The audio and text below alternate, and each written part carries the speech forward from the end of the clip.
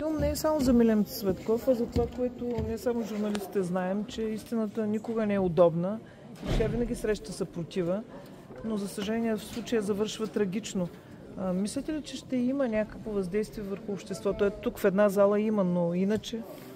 Благодаря за въпроса. Ако стане, както и Митко казва, ако стане обществено, т.е. национално, т.е. го видят стотици хиляди хора, има абсолютно възможност. Милиони.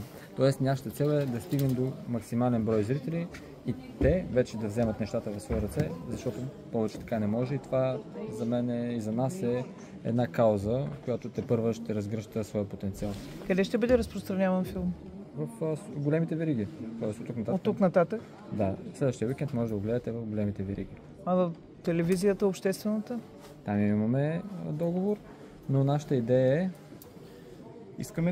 Ние даряваме този филм на Нова телевизия, безвъзмездно, за да го излъчат и да върнат ефира на Милен Цветков, който му беше отнет скандално, безобразно. А сега това ръководство на телевизията е различно от това, което беше тогава.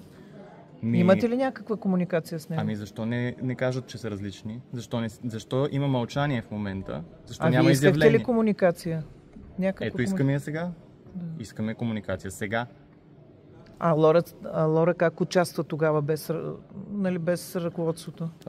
Лора е нейн личен избор. Ама не, чакайте. Ние имаме позволение за този филм. Ние имаме договор, ние имаме ръководството. Е зад този филм. Именно.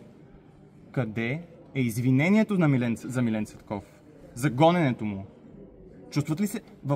Чувстват ли се Нова телевизия виновни за нещо спрямо Милен Цветков?